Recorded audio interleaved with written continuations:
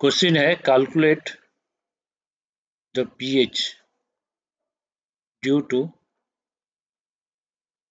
a mixture of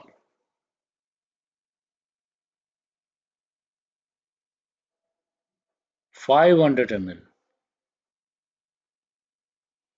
0.1 molar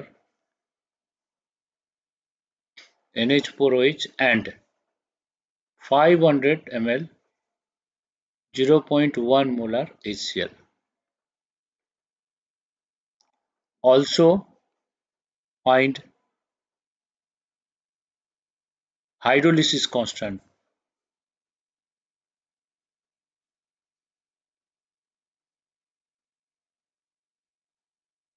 and degree of hydrolysis.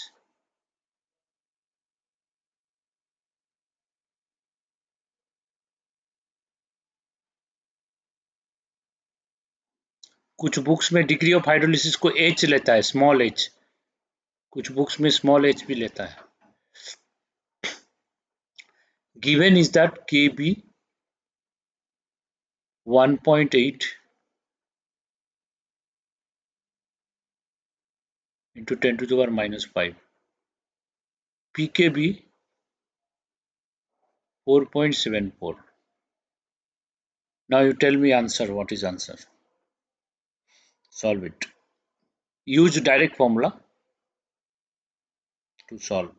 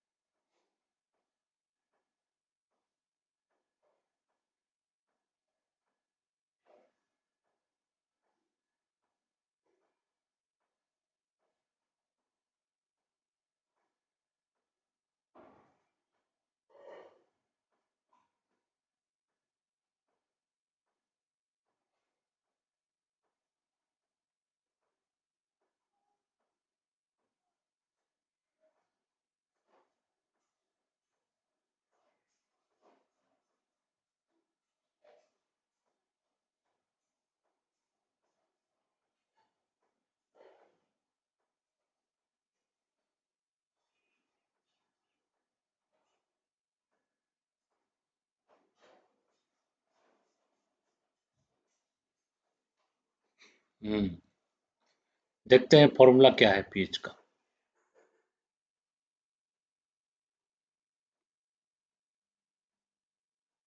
तो pH का formula क्या है? pH is equal to 7 minus half into pKb plus log C. तो 7 minus half into pKb दिया है 4.74.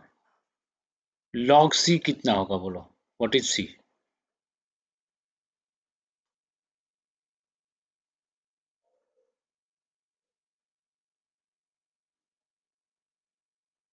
नहीं, 1/10 नहीं होगा C. 1/20 होगा. हाँ, ये होगा 1/20. कैसे आया देखो. हाफ इंटू 0.1 होगा. NH4OH प्लस HCl दोनों रिएक्ट कर रहे हैं. रिएक्ट करने के बाद NH4Cl और वाटर आएगा. अब जब रिएक्शन हो रहा, इसका मोल से रिएक्ट करेगा। नंबर ऑफ मोल्स का फॉर्मूला क्या है? Number of mole is equal to volume into molarity.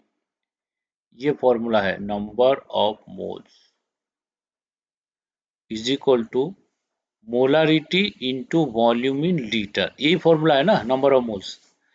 तो NH4OH का मोल कितना है? NH4OH का मोल है, मोलारिटी है 0.1, वॉल्यूम इन लीटर है 500 ml है, तो लीटर में 0.5।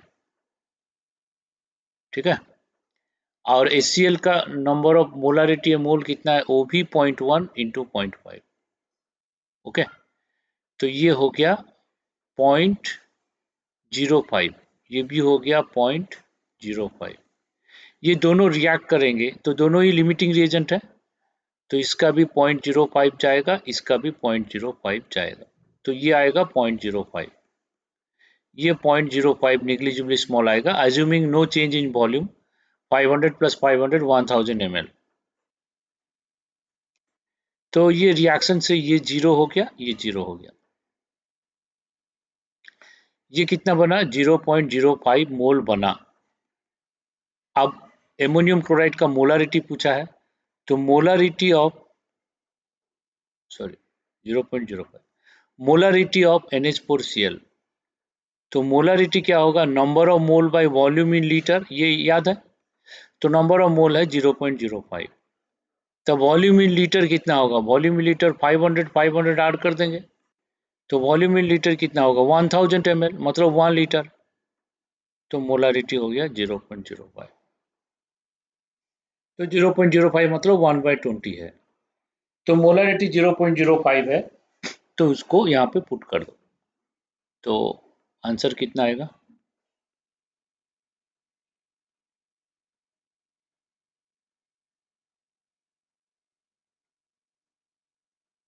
log 20 कितना होता है? 1.3? नहीं, अप्रोक्सीमेटली 301 होता है एक्चुअली। तो 1.3 अगर माइनस करेंगे तो कितना आएगा? 3.44। हाँ,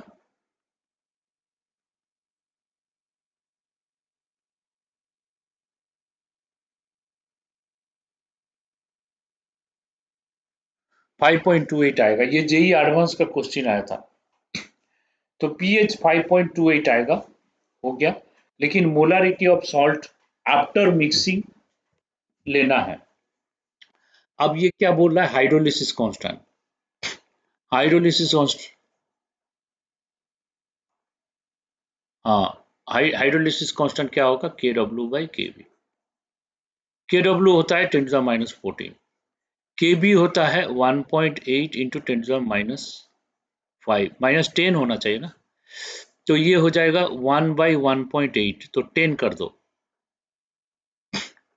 1/1.8 इंटू 10⁻9, तो 1/1.8 होता है 0.5555 इंटू 10⁻9, तो इसको लिख सकते हैं 5.55 इंटू 10⁻10, क्योंकि इसमें मल्टीप्लाई किए तो इसमें डिवाइड करेंगे। तो ये KH हो गया। अब बोल रहा है अल्फा निकालो। अल्फा क्या होता है? KW/kBc। तो KW कितना होगा? KW इसमें दिया है 10⁻14 बाई KBc। KB कितना है? 1.8 इंटू 10⁻5 इंटू C। इसका C कितना है? C दिया है 1/20, तो 20 ऊपर ले लो। ठीक है, तो ये तो हम अभी अभी पढ़े थे।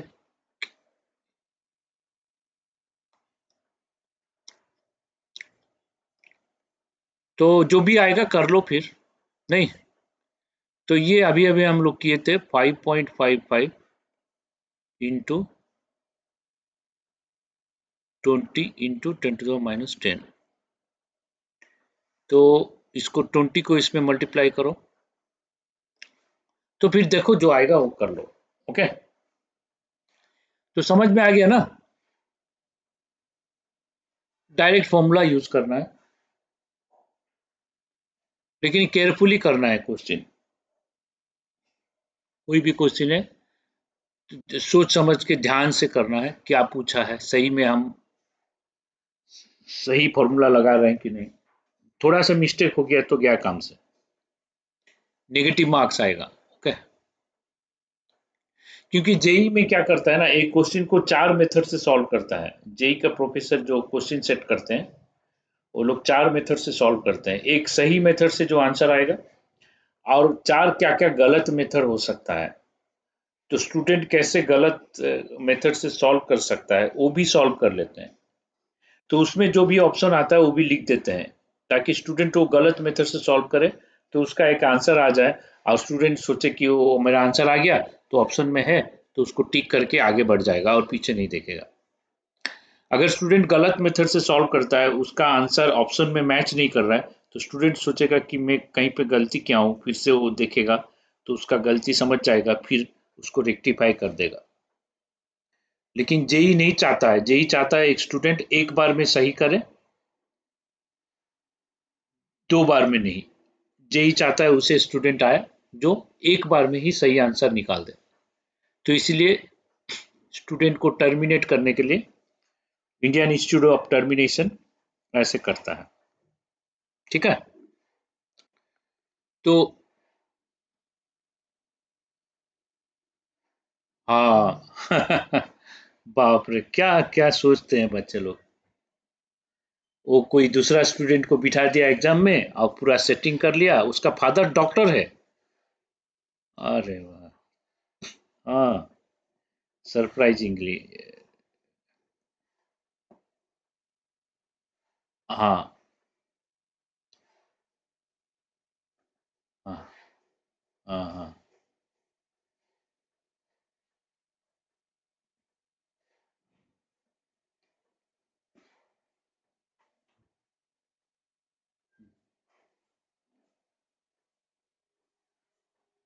हाँ। लेकिन ये गलत है, ऐसे करके आप पैसा इनकम करोगे, वेल्थ इकट्ठा करोगे, लेकिन मेथड तो गलत है, ये तो इलीगल है। और दूसरा है, अपना जो भी आत्मा है ना, वो शांति नहीं मिलेगा। इतना इनकम करोगे ना, तो ऐसे गलत तरीके से जो इनकम करता है ना, उनका जो ओल्ड एज होता है, उनको सब डिजीज हो जाता है, ब्लड प्रेशर, शुगर, बीपी, बहुत सारा डिजीज हो जाता है, और वो लोग जल्दी उनको तड़प तड़प के मरते हैं। तो एक होता है ना, एक वर्च्यू वाइसिस ऐसे होता है वो नेचर में। अम, हाँ, कर्म जो है ना, कर्म, एक कुकर्म, एक सुकर्म होता है ना, वो है। अभी तो इसीलिए तो गलत तरीका कभी मत अप्लाई करो। उससे भले ही हमें कम मिले, भले ही हमें ना मिले, लेकिन सही तरीके से मिले तो वो उसका वैल्यू जो है वो अनमोल है। ठीक है, तो कभी गलत तरीके से मत जाओ, ऐसे जाके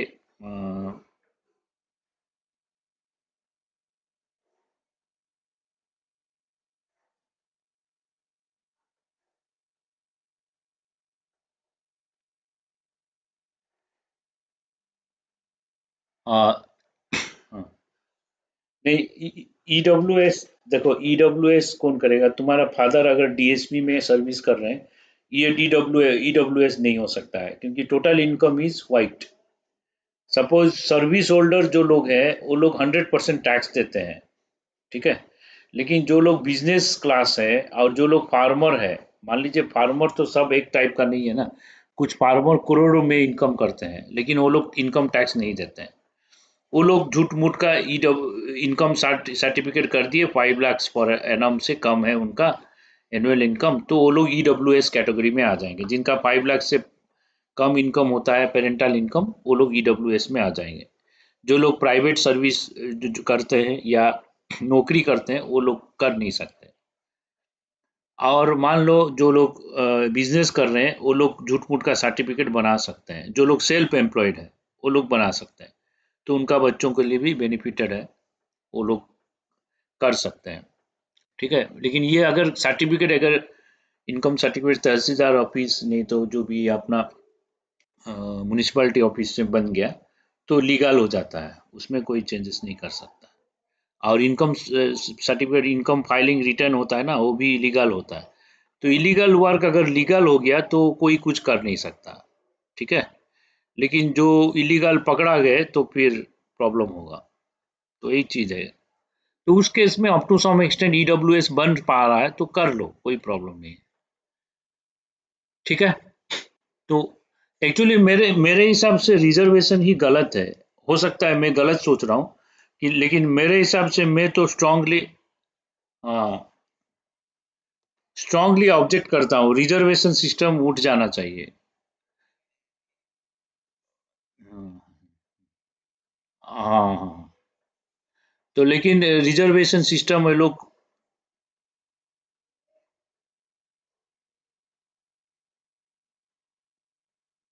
हाँ हाँ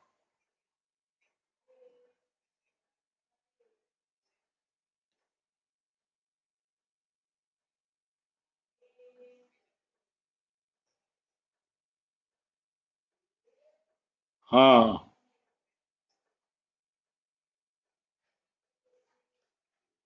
हम्म। हाँ, नहीं, एक डॉक्टर मान लो एक रिजर्व बनेगा, एक रिजर्व डॉक्टर जिसका क्योंकि एसटी रिजर्वेशन में डॉक्टर का सीट वैकेंट पड़ रहा है, क्योंकि वो लोग का जो कट ऑफ भी वो लोग क्लियर नहीं कर पाते हैं। तो वो लोग नेगेटिव मार्क में भी उनको एडमिशन मिल जाएगा। तो कोई एसटी स्टूडेंट्स तो वो एग्जाम प्रिपेयर नहीं करेगा, एग्जाम में बैठ गया तो टोटल पेपर ब्लैंक छोड़ दिया, जीरो आएगा, तब तो उसको मिल जाएगा सीट। वो तो गलत है ना, उसका टैलेंट नहीं है फिर भी मिल गया सीट।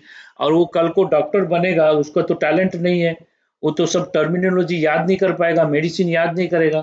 तुमको फीवर है, लूज मोशन का मेडिसिन दे दिया तो प्रॉब्लम हो जाएगा ना, है कि नहीं। तो उसके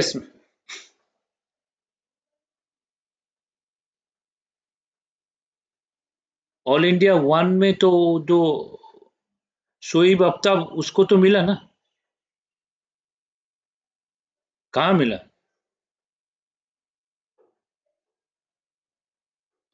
ओ हो, उसको मिला नहीं है।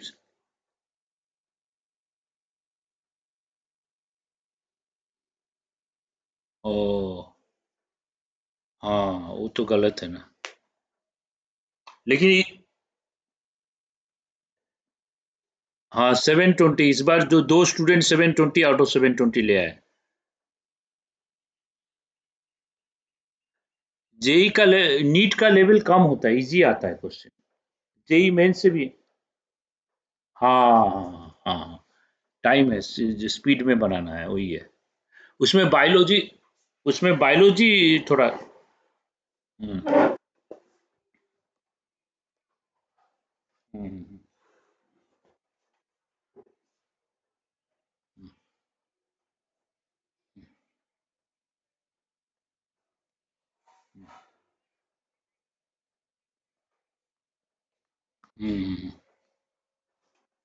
हम्म, ठीक है। तो अभी हम फिर नेक्स्ट देखते हैं, फिर hydrolysis of weak acid weak base का सॉल्ट देखते हैं। Next is hydrolysis of weak acid and weak base, weak acid and weak base। तो weak acid weak base का, सॉरी, सॉल्ट ऑफ, यहाँ पे सॉल्ट ऑफ लिख दो। Hydrolysis of salt of weak acid weak base अगर हम लेंगे तो उसका हाइड्रोलिसिस में पीएच कैसे निकलेगा, पीएच क्या होगा। एक एग्जांपल लेते हैं, एक सॉल्ट है वीक एसिड का एसिटिक एसिड, और वीक बेस का एक सॉल्ट है एमोनियम हाइड्रोक्साइड। दोनों का रिएक्शन कराओगे, जो सॉल्ट आएगा एमोनियम एसीटेट और वाटर बनेगा। तो एमोनियम एसीटेट जो है वो conjugate ion of weak acid and weak base, both have tendency to react with water. So CH3CO minus वो वाटर से रिएक्ट करेगा। NH4 प्लस लोगे वो भी वाटर से रिएक्ट करेगा। तो CH3CO माइनस जो रिएक्ट करेगा वो क्या देगा, CH3COH देगा, यहां से H प्लस ले लेगा तो वाटर से OH माइनस प्रोड्यूस होगा। NH4 प्लस क्या करेगा, वो वाटर से OH ले लेगा तो ये आएगा NH4OH और ये देगा H प्लस, तो ये H प्लस देगा, ये OH माइनस दिया। अब H प्लस OH माइनस तो रिएक्ट करेगा, लेकिन H प्लस OH माइनस का रिएक्शन इरिवर्सिबल है इन फॉरवर्ड डायरेक्शन, तो H plus OH minus react करके वाटर देगा। तो ये सब रिएक्शन होगा hydrolysis of salt of weak acid weak base का, ये 3 रिएक्शन होगा, रिएक्शन नंबर 1, रिएक्शन नंबर 2 और रिएक्शन नंबर 3। अब ये तीनों रिएक्शन जो हो रहा, क्या तीनों रिएक्शन को हम लोग ऐड कर सकते हैं?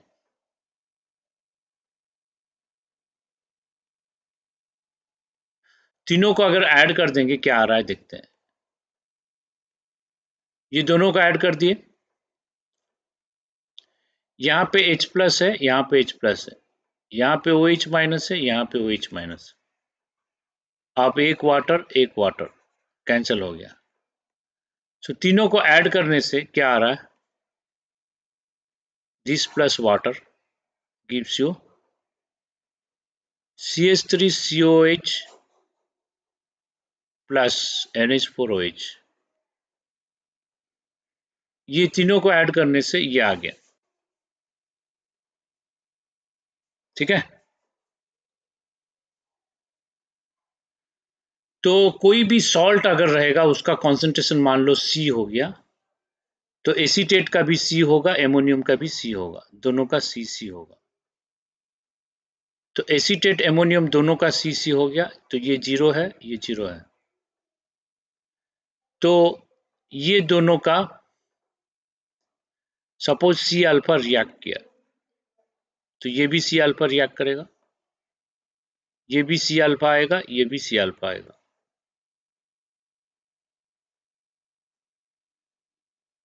तो इक्विलिब्रियम में कितना बचेगा, एसीटेट आयन का इक्विलिब्रियम में कितना बचेगा, C minus C alpha. Ammonium का कितना बचेगा, C minus C alpha. Acetic acid का कितना आएगा, C अल्फा, एमोनियम हाइड्रोक्साइड का C अल्फा। तो इसमें अल्फा हम लोग एसीटेट आयन और एमोनियम आयन का सेम ले रहे हैं, अल्फा अल्फा सेम, दोनों का अल्फा सेम ले रहे हैं। क्या दोनों का अल्फा सेम होगा,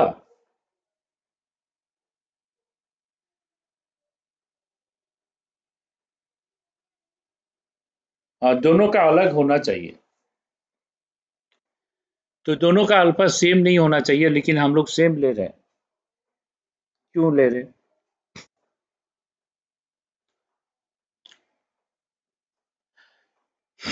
क्या ले सकते हैं सेम?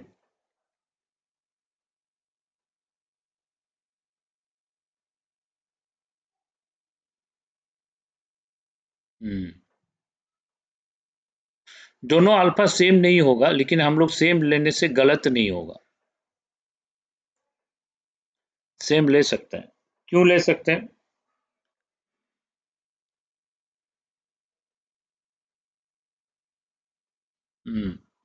दोनों सेम, दोनों सेम नहीं होगा इनिशियली, इनिशियली दोनों डिफरेंट होगा, लेकिन ड्यू टू थर्ड रिएक्शन दोनों का वैल्यू आसपास आ जाएगा, नियरली इक्वल हो जाएगा।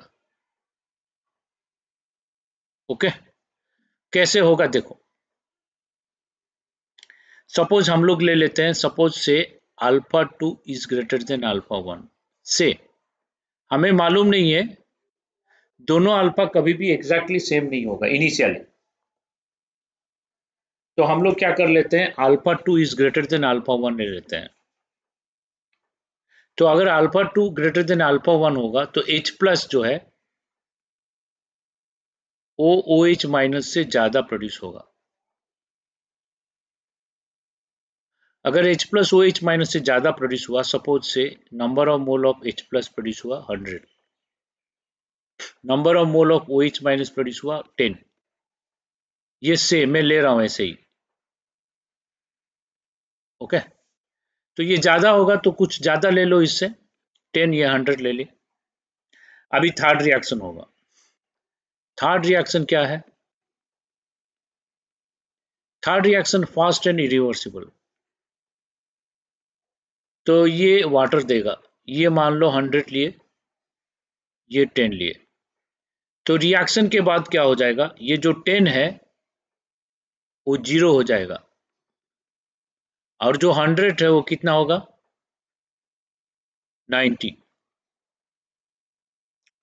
अब OH माइनस 0 हो गया, तो अगर OH माइनस 0 हो गया अकॉर्डिंग टू ली चार्टेल प्रिंसिपल, ये अगर 0 हो गया तो क्या होगा, इक्विलिब्रियम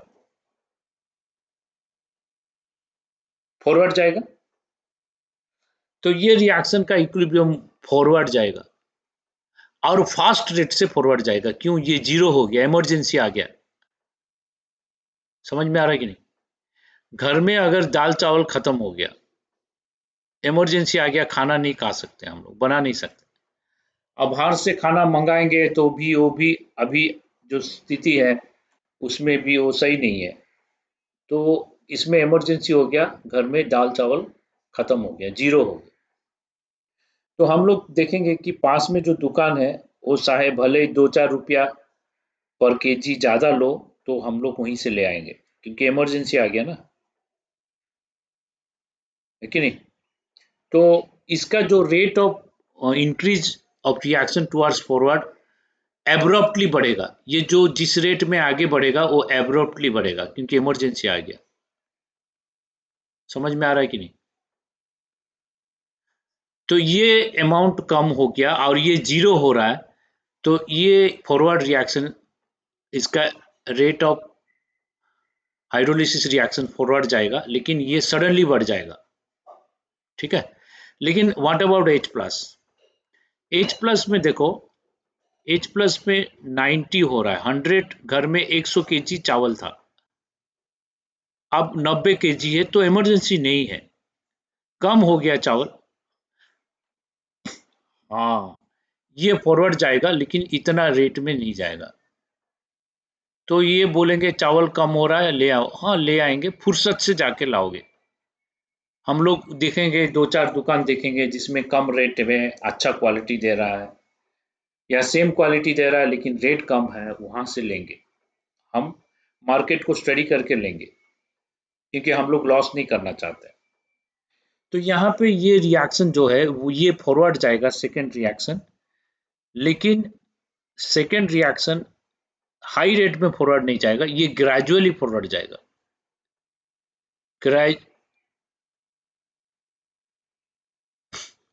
ये ग्रेजुअली इंक्रीज करेगा, ग्रेटर नहीं होगा, इक्वल हो जाएगा। ये एब्रप्टली, ये एब्रप्टली फॉरवर्ड जाएगा, ये ग्रेजुअली फॉरवर्ड जाएगा। ये एब्रप्टली इंक्रीज होगा, ये ग्रेजुअली इंक्रीज होगा। क्यों एब्रप्टली इंक्रीज हो रहा है? क्योंकि ये 0 हो गया, इमरजेंसी हो गया, घर में 0 वेजिटेबल नहीं है, ठीक है, घर में वेजिटेबल नहीं है, तुरंत जाके कुछ ना कुछ नियरेस्ट दुकान से ले आओ, क्योंकि टाइम नहीं है, ठीक है। तो यहाँ पे एब्रप्टली फॉरवर्ड जाएगा, यहाँ पे कम हो रहा है लेकिन ये फॉरवर्ड जाएगा, लेकिन इसके पास है, बचा हुआ है, ठीक है। तो ये ग्रेजुअली फॉरवर्ड जाएगा। मतलब क्या था? मतलब हमारा अल्फा जो था, अल्फा 1 ज्यादा था, यहाँ पे अल्फा 2 लेते हैं, तो ये उसका स्केल है। तो अगर ये अल्फा 1 अल्फा 2 से ज्यादा था, लेकिन ये थर्ड रिएक्शन के वजह से अल्फा 1 थोड़ा थोड़ा बढ़ेगा, ऐसे करके ग्रेजुअली बढ़ेगा, लेकिन अल्फा 2 क्या करेगा, एब्रप्टली बढ़ जाएगा। कुछ टाइम आएगा जिसमें हम ले सकते हैं alpha 1 is equal to alpha 2, तो alpha 1 very close to alpha 2 हो जाएगा कुछ टाइम के बाद, क्योंकि तीनों रिएक्शन साइमल्टेनियस इक्विलिब्रियम करेगा ना। तो there is no wrong in assuming alpha 1 is nearly equal to alpha 2, ठीक है। तो मतलब हम लोग अल्फा 1 अल्फा 2 को सेम ले सकते हैं, नियरली इक्वल है तो हम लोग अप्रोक्सीमेशन करके सेम ले सकते हैं। तो इसीलिए हम लोग जो एक्सप्रेशन कर रहे हैं, एक्सप्रेशन ठीक है, गलत नहीं है। ओके, समझ में आया सबको?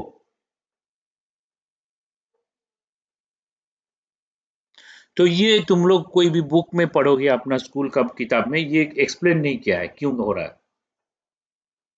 कोई अच्छा किताब में पढ़ोगे तो इसका एक्सप्लेनेशन दिया होगा, ठीक है। एटकिंस में नहीं तो केएल कपूर में पढ़ोगे तो उसका एक्सप्लेनेशन ठीक से दिया है। नहीं तो बाकी सब बुक्स में डायरेक्ट लिख दिया है, दोनों का अल्फा सेम हो जाएगा और डिराइव कर दिया है। लेकिन ये मालूम होना चाहिए दोनों का अल्फा को हम लोग अप्रोक्सीमेटली सेम ले रहे हैं। ओके, तो उसके बाद क्या करो, इसका हाइड्रोलिसिस कांस्टेंट देखते हैं के एच कितना होगा।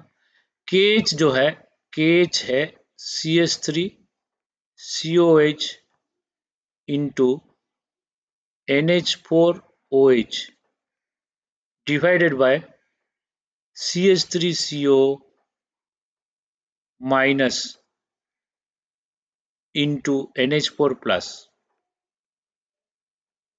ये है। अब एक काम करो, इसमें H प्लस मल्टीप्लाई करो और H प्लस डिवाइड करो, और OH माइनस मल्टीप्लाई करो और OH माइनस डिवाइड करो, ठीक है। अगर ऐसे किए तो ये KH क्या आ रहा है, यहाँ पे देखो कि ये जो वाला पार्ट है ये 1/K है, और सेकेंड में जो पार्ट है ये है 1/KB। तो ये पार्ट है 1/K और ये पार्ट है 1/KB, और H plus into OH minus तो हम लोग जानते हैं KW। तो हम लोग क्या बोल सकते हैं, KW अपॉन KB हो गया हमारा KH, ठीक है। तो ये फॉर्मूला हो गया हाइड्रोलिसिस कांस्टेंट। अब क्वेश्चन सेकंड पूछेगा कि डिग्री ऑफ हाइड्रोलिसिस क्या होगा। तो ये KH कितना होता है, अगर इसको मल्टीप्लाई करेंगे, KH होता है C alpha into C alpha divided by C minus C alpha into C minus C alpha. सही है कि नहीं, बोलो।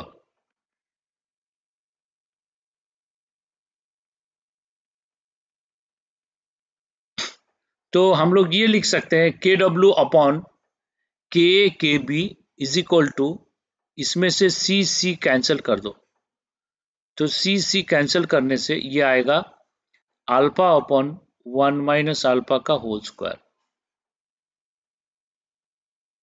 ठीक है। तो हम लोग बोल सकते हैं अल्फा अपॉन 1 माइनस अल्फा, हाँ, अगर जरूरत है तो ले सकते हैं अल्फा स्क्वायर। हाँ, अल्फा स्क्वायर अगर कर देंगे अल्फा आएगा square root of KW upon KB। तो ये फॉर्मूला से हमारा अल्फा आ जाएगा, ठीक है। क्लियर है?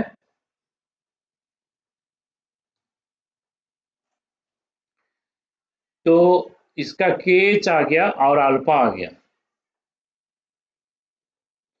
अगर KH और अल्फा आ गया तो हमें क्या चाहिए, हमें चाहिए इसका पीएच, ठीक है। तो ये पेज कंप्लीट हो गया तो बोलो, फिर नेक्स्ट पेज में चलते हैं। अगर कोई डाउट है तो बोलो, if any doubt you tell me.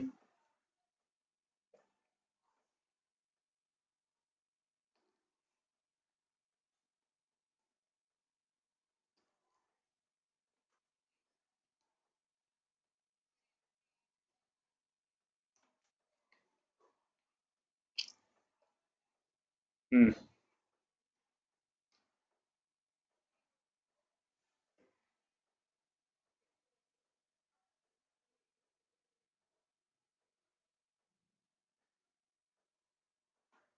First reaction से OH माइनस प्रोड्यूस हुआ, सेकेंड में H प्लस प्रोड्यूस हुआ ना, जो प्रोड्यूस हो रहा है वही रिएक्ट कर रहा है।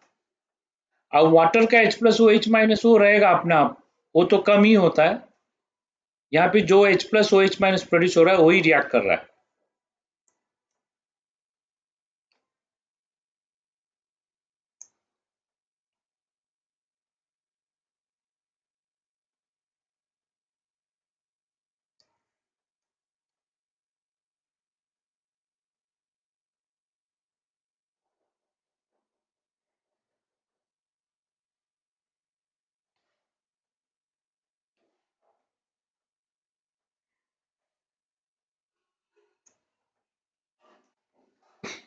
ठीक है, तो फिर नेक्स्ट पेज में चले।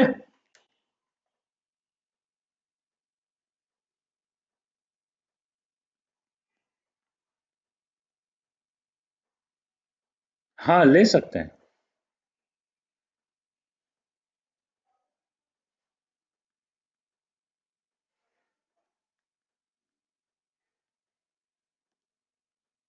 तो इसके बाद नेक्स्ट है हमें पीएच कैलकुलेट करना है। पीएच कैसे आएगा? देखो, पीएच जो ओवरऑल H प्लस है वो निकाल दो, या ओवरऑल OH माइनस है वो निकाल दो, तो पीएच आ जाएगा। तो हम लोग क्या लिए थे, CH3COH ये था, ये किसके साथ इक्विलिब्रियम में रहेगा? CH3CO माइनस के साथ रहेगा और H प्लस के साथ रहेगा। NH4OH भी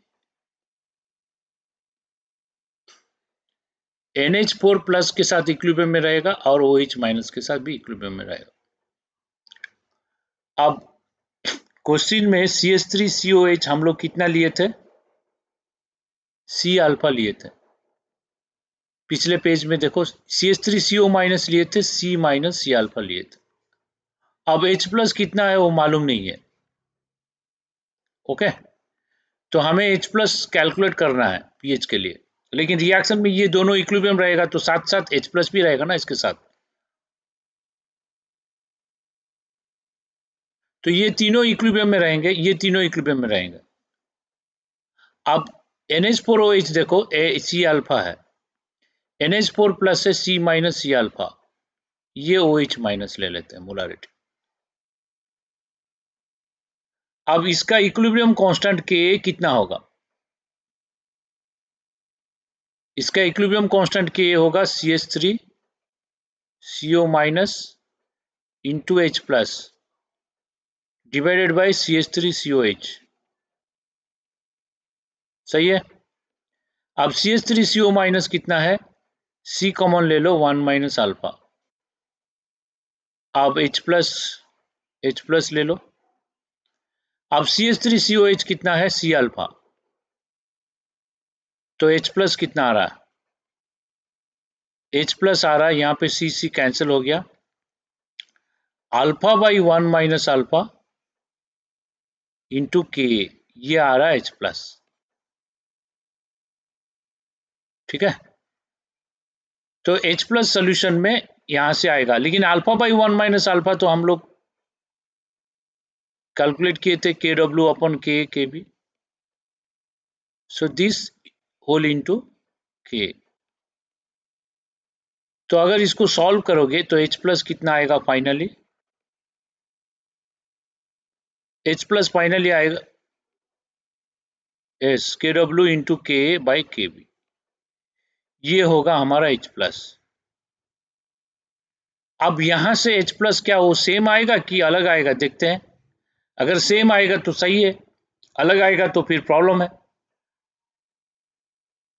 तो इसका KB होता है हमारा, इसका KB कितना होता है? NH4 plus into OH minus divided by NH4OH, इसका KB होता है। अब NH4 प्लस कितना है? C कॉमन ले लो, 1 माइनस अल्फा। अब OH माइनस कितना है? OH माइनस को OH माइनस लिख दो, डिवाइडेड बाय NH4OH को क्या लिखेंगे? C alpha. ओके, तो C कैंसिल हो गया। तो हमारा OH माइनस कितना होगा? हमारा OH माइनस होगा alpha upon 1 minus alpha into KB। अब अल्फा अपॉन 1 माइनस अल्फा कितना होता है? KW by KB whole into KB। Okay,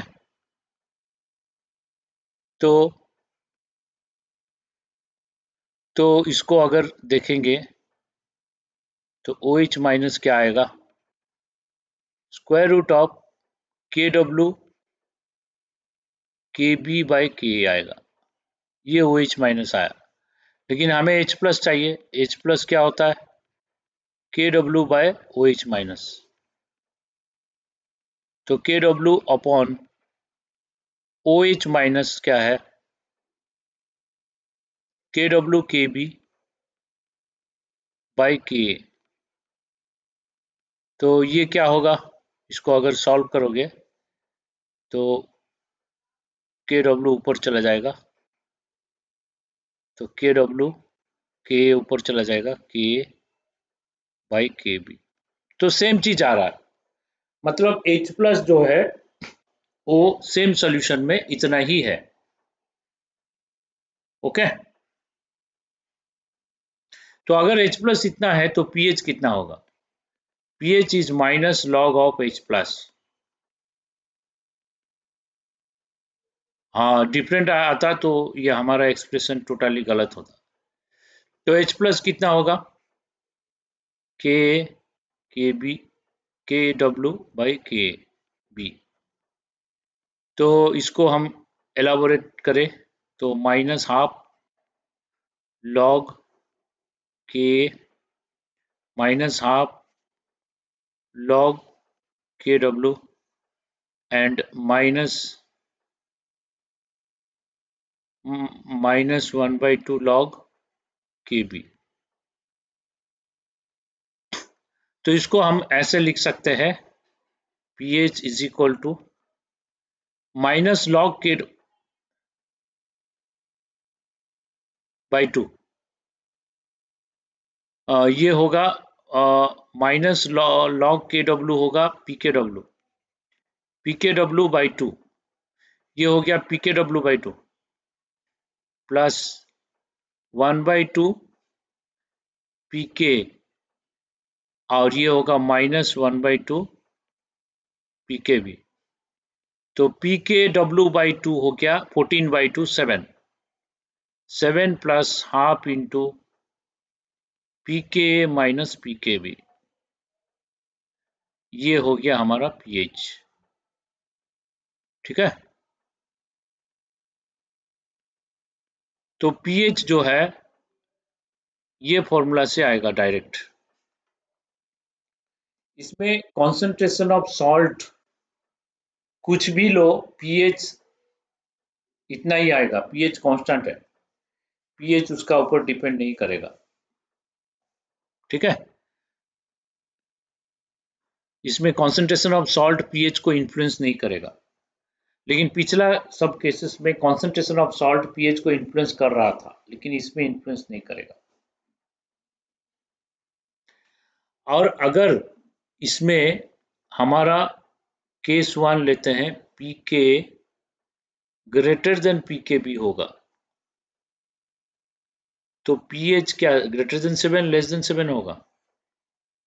अगर PK लेस देन PKB होता है तो pH क्या होगा? थर्ड केस लेते हैं,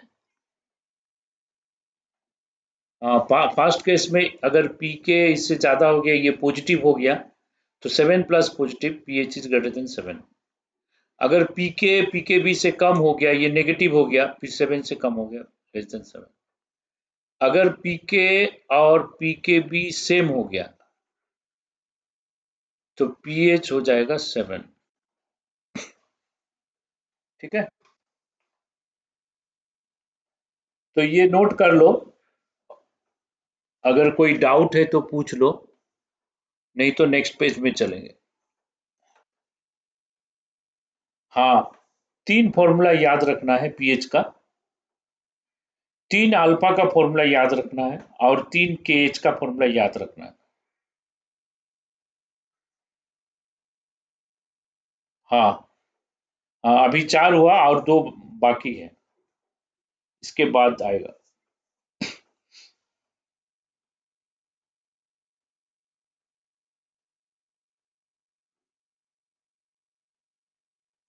हाँ, सेम तो होगा ना, क्योंकि वो तो सॉल्ट से ही हम हाइड्रोलिसिस करेंगे। तो सॉल्ट में जो भी रहेगा वो एमोनियम और एसीटेट आयन का कॉन्सेंट्रेशन सेम रहेगा।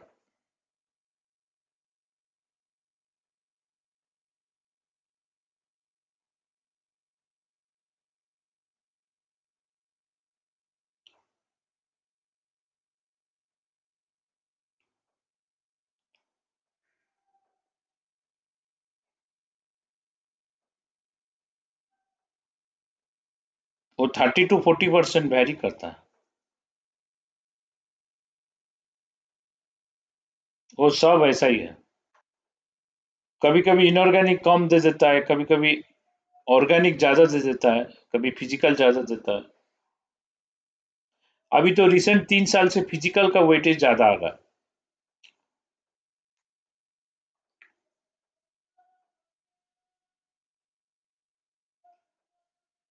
हाँ, हाँ, इनऑर्गेनिक अभी नहीं दे रहा है इतना, क्योंकि आज की डेट में याद रखना रखने का जरूरत ही नहीं है। आज की डेट में जो शार्प है और जिसका कॉन्सेप्ट क्लियर है, वो रिसर्च कर सकता है। याद रखने का काम तो हम सिस्टम का है।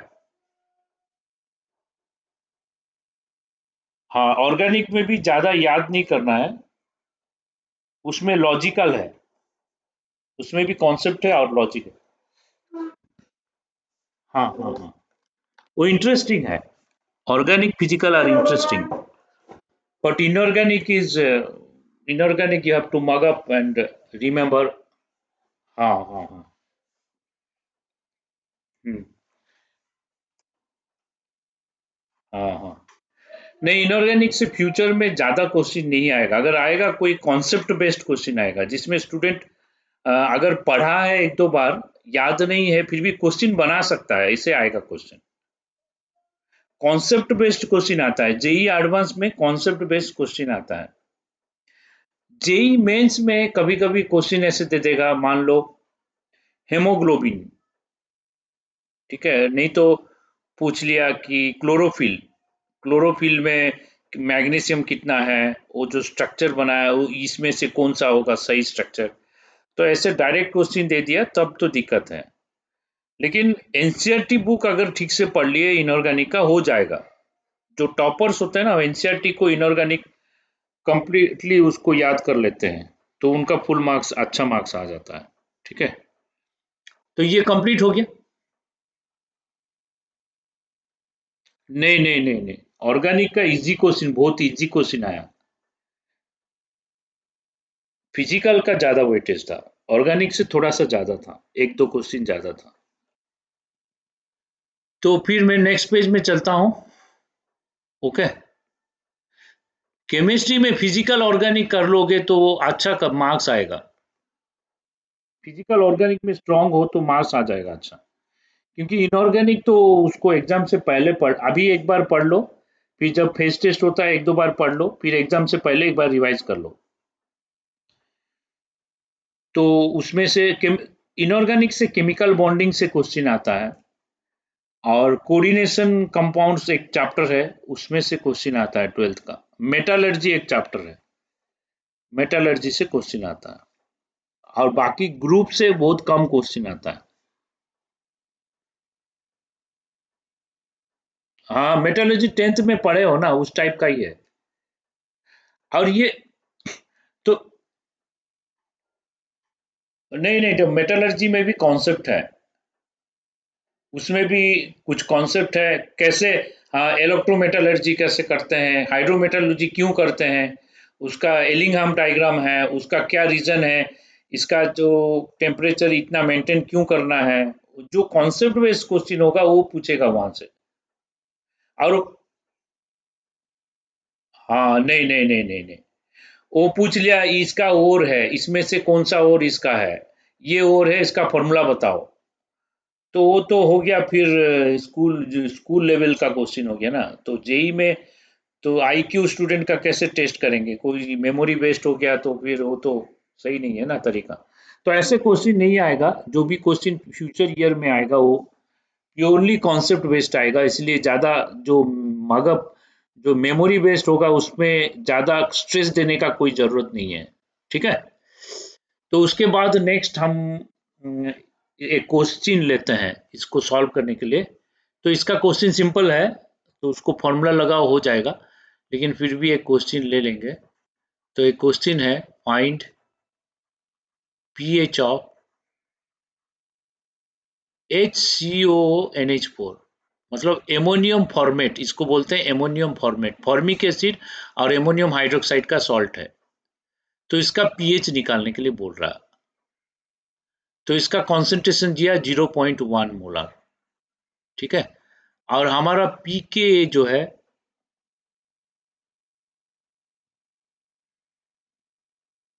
पीके दिया है 3, और पीके बी में ले रहा हूं 4.74, और उसका 3.0 ले लो। ठीक है। तो इसका पीएच निकालने के लिए बोल रहा है। अब बोलो आंसर मेरे को बताओ।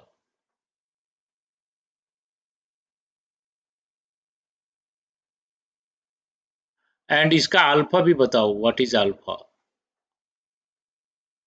मेरे को पीएच बताओ, व्हाट विल बी पीएच।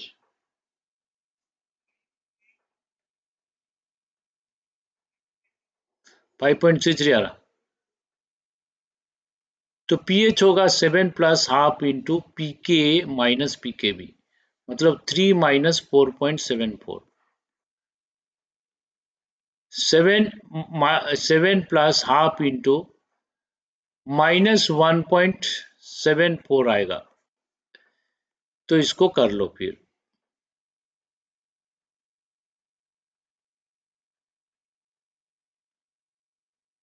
6.13 आएगा।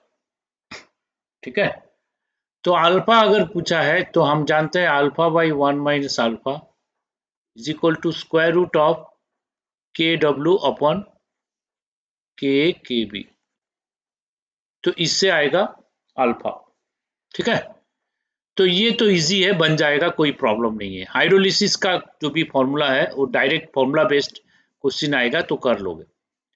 तो नेक्स्ट केस में बता रहा हूं।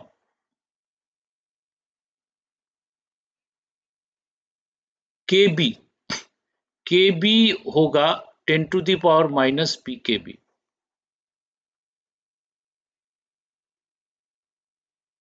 हाँ, 10⁻⁻4.74 ये होता है 1। ये एग्जाम में दे देगा इसका वैल्यू, इसका वैल्यू ऐसे देगा, दिस इक्वल्स टू दिस। नहीं तो साइंटिफिक कैलकुलेटर से मिल जाएगा इसका वैल्यू। हाँ, नए एग्जाम में जो वैल्यू का यूज होगा वो क्वेश्चन के साइड में दिया रहेगा।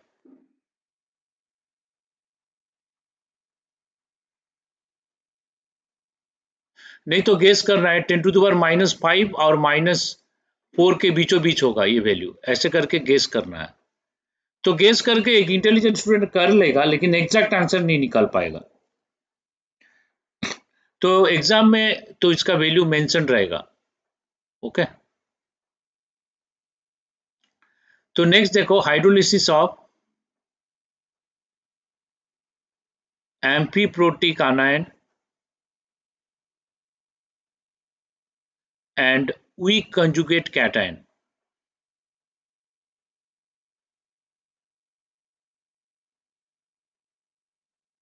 कैटायन मतलब क्या है? एम्फीप्रोटिक आनायन एक एम्फीप्रोटिक स्पीसीज है। ओके।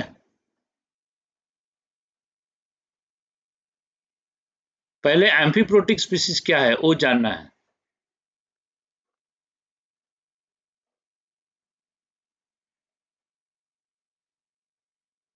ठीक है। जैसे ये होता है ना amphibians means species which can live both in surface and water, both in land and water surfaces, तो उसको एम्फीबियंस बोलते हैं। ठीक है, जमीन में पानी में दोनों जगह रह सकता है। तो यहाँ पे एम्फीप्रोटिक मतलब ये प्रोटॉन ले सकता है दे सकता है, ये दोनों काम कर सकता है। कोई आनायन जो कि प्रोटॉन ले भी सकता है दे भी सकता है इन एक्वस मीडियम, उसको बोलते हैं amphiprotic species. Okay, means the species which can give proton and take proton in aqueous medium is called amphiprotic species.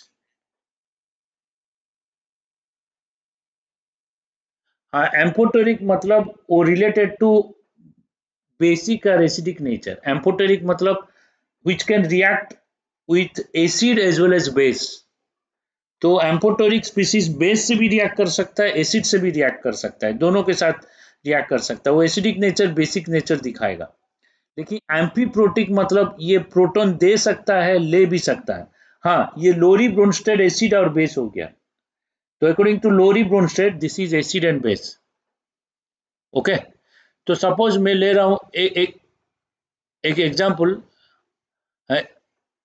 हाँ हाँ हाँ, H2O होगा। तो मान लो HCO3 माइनस में लिया मैंने मैंने एंटीप्रोटिक आनायन ले रहा हूं मैं।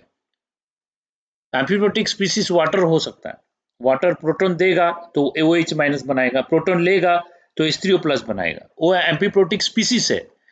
लेकिन यहाँ पे हम डिस्कस कर रहे हैं हाइड्रोलिसिस ऑफ एम्फीप्रोटिक आनायन।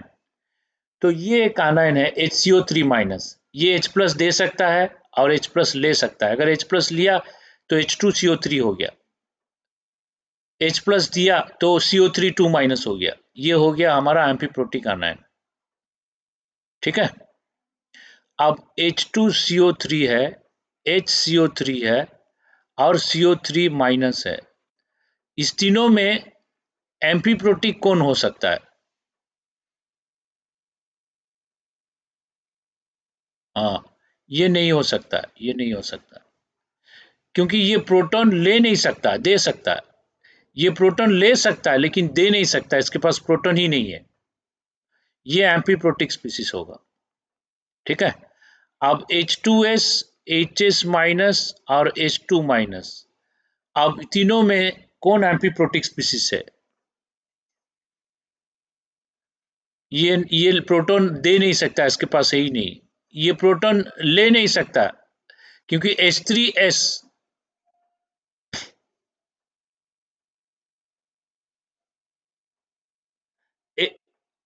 हाँ हाँ, तो अभी देखो H2S, HS minus, H2 minus में HS माइनस एम्फीप्रोटिक है। क्यों? क्योंकि ये प्रोटॉन लेगा तो H2S बनाएगा, ये अगर प्रोटॉन छोड़ेगा तो H2 माइनस बनाएगा। ये एम्फीप्रोटिक स्पीसीज है। सल्फाइड एम्फीप्रोटिक स्पीसीज नहीं है। क्यों नहीं है? क्योंकि ये प्रोटॉन दे नहीं सकता है, ले सकता है। H2S एम्फीप्रोटिक नहीं है क्योंकि ये प्रोटॉन दे सकता है ले नहीं सकता, क्योंकि ये लेगा तो H3S प्लस एग्जिस्ट नहीं करता। तो एम्फीप्रोटिक स्पीसीज वही होगा जो प्रोटॉन दे सकता है ले सकता है। तो इसका एग्जाम्पल हम लोग क्या क्या लिख सकते हैं एम्फीप्रोटिक स्पीसीज का? H2PO4 minus, HPO4, HPO4 2 minus,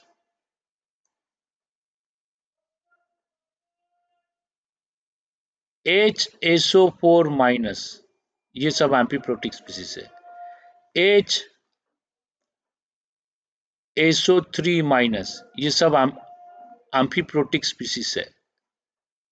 ठीक है,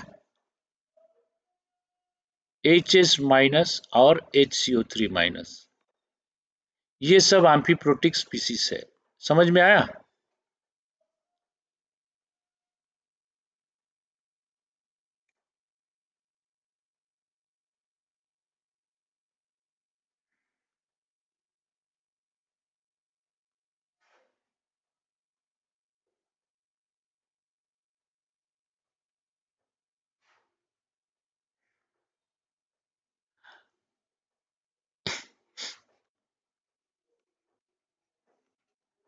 अब देखो ये बताओ H2PO2 माइनस ये एम्फीप्रोटिक है कि नहीं है?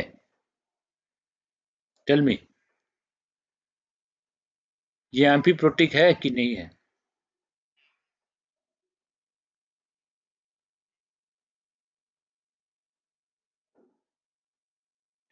अच्छा ये बताओ H3PO2 इसका एन फैक्टर कितना है? 1। मतलब ये एक प्रोटॉन दे सकता है।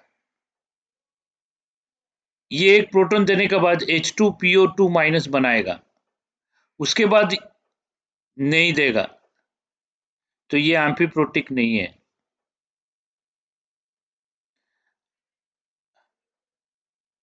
H3PO2 का एन फैक्टर 1 है।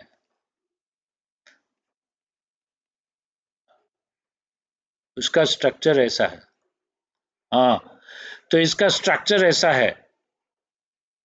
H3PO2 का स्ट्रक्चर ऐसा है। इसमें क्या है? इसमें रिप्लेसेबल हाइड्रोजन जो कि O के साथ कनेक्टेड है। This is only replaceable, only replaceable hydrogen. ये दोनों नॉन रिप्लेसेबल हाइड्रोजन है। क्यों ऐसा?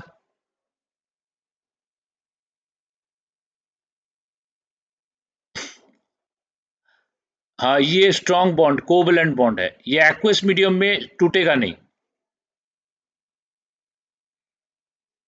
हाँ, ये पोलर बॉन्ड है, ये एक्वस मीडियम में टूट जाएगा क्योंकि polar substance dissolve in water, non polar substance does not dissolve in water, ये मालूम है ना? तो OH पोलर बॉन्ड है, ये टूट जाएगा। वाटर में एक्वस मीडियम में रखोगे तो ये टूट जाएगा, तो ये प्रोटॉन ब्रेकेबल है, तो ये रिप्लेसेबल है। लेकिन ये दोनों हो गए कोवैलेंट। पीएच में इलेक्ट्रोनेगेटिविटी डिफरेंस कम है, तो इलेक्ट्रोनेगेटिविटी डिफरेंस जितना ज्यादा होगा उतना आयोनिक होगा। केमिकल बॉन्डिंग में पढ़े थे नहीं? तो OH आर रिप्लेसेबल। OH में H रिप्लेसेबल है, लेकिन पीएच में H रिप्लेसेबल नहीं है, तो इसलिए इसका एन फैक्टर 1 होगा। तो ये क्या करेगा? ये एक ही हाइड्रोजन छोड़ देगा और बाकी फर्दर डिसोसिएशन नहीं होगा इसका। ठीक है, तो इसका H प्लस निकल नहीं सकता है, तो इसका एन फैक्टर 1 है। अगर एन फैक्टर 1 है तो ये जो है ये एम्फीप्रोटिक स्पीसीज नहीं है। दिख रहा है क्योंकि आनायन है, H प्लस ले जाएगा, इसके पास हाइड्रोजन है, हाइड्रोजन दे देगा, लेकिन ये फर्दर हाइड्रोजन नहीं देता है, ये एम्फीप्रोटिक नहीं है। ठीक है, समझ में आया? तो ऐसे ही H3PO3 अगर लेंगे, H3PO3 में 2 रिप्लेसेबल हाइड्रोजन होता है कि नहीं? ये एक होता है, ये एक होता है। ये हाइड हाँ, ये हाइड्रोजन रिप्लेसेबल नहीं है। अब H3PO3 से हम 2 हाइड्रोजन निकाल दिए तो HPO3 माइनस हो गया, 3 में से एक बचा है। हाँ, 2 माइनस होगा, राइट, 2 माइनस। तो HPO3 2 माइनस है। अब बताओ ये एम्फीप्रोटिक है क्या?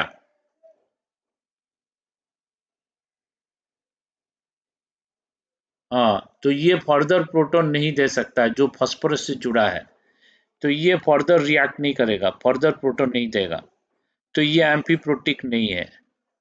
ठीक है, HPO4 माइनस ये एम्फीप्रोटिक है कि नहीं है? HPO4 2 माइनस, ये 2 माइनस, हाँ, ये एम्फीप्रोटिक है। HPO4 2 minus is amphiprotic. क्यों? क्योंकि H3PO4 अगर करोगे तो इसका एन फैक्टर 3 होता है। हाँ, तो इसका मान लो एक हाइड्रोजन रख के 2 हाइड्रोजन निकाल दो।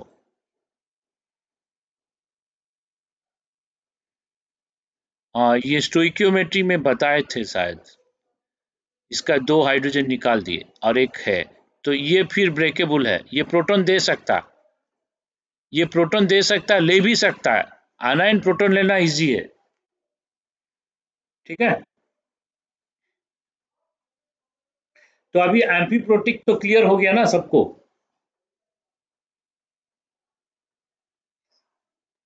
तो फिर नेक्स्ट पेज में चलें। हाँ लिख लो लिख लो। तो ये घुमा फिरा के क्वेश्चन पूछ सकता है, which of the following is amphiprotic species, और इसको अगर हाइड्रोलिसिस करेंगे तो इसका क्या होगा, फॉर्मूला पूछ सकता है इसमें से। अगर एम्फीप्रोटिक स्पीसीज होगा तो उसका फॉर्मूला अलग होगा, अगर एम्फीप्रोटिक स्पीसीज नहीं होगा तो ये बेस जैसे काम करेगा, ये प्रोटॉन लेगा तो इसका भी फॉर्मूला अलग होगा। तो पहले किस केस में आता है वो जानना जरूरी है। तो फोर्थ केस में आता है, थर्ड केस में आता है, या फिफ्थ केस में आता है।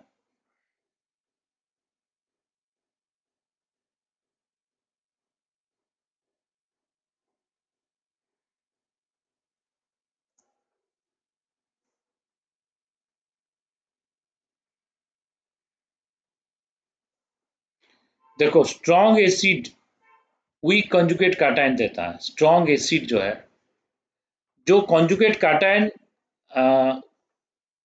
वीक एसिड होगा उसको वीक कॉन्जुगेट कैटायन बोलते हैं।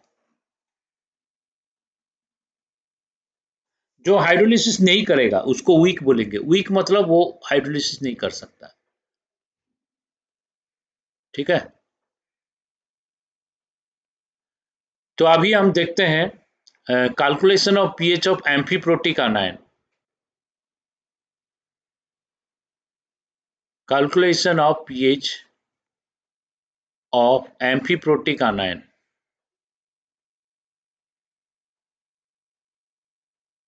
एम्फीप्रोटिक आनायन, और हम लोग वीक कॉन्जुगेट कैटायन बोल रहे हैं। वीक कॉन्जुगेट कैटायन क्या है उसके साथ,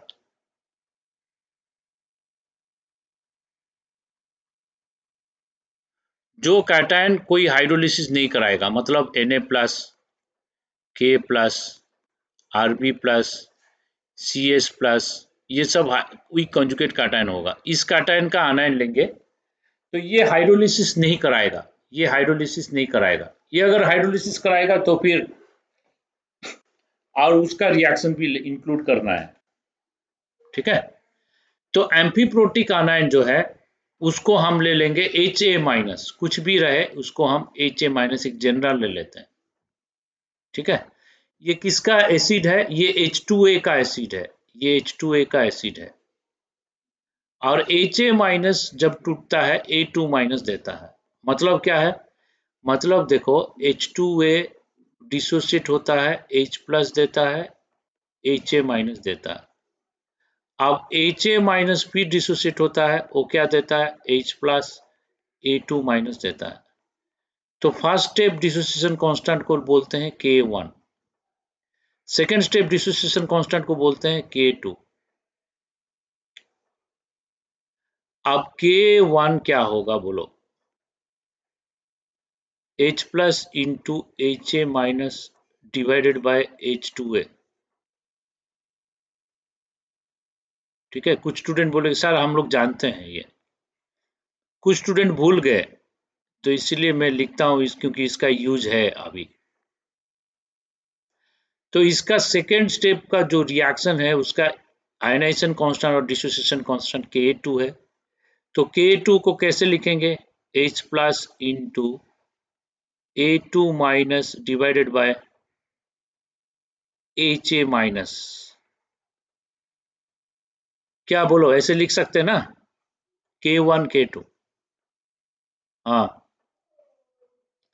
तो अभी एम्फीप्रोटिक आयन जो है HA माइनस, तो दो काम करेगा।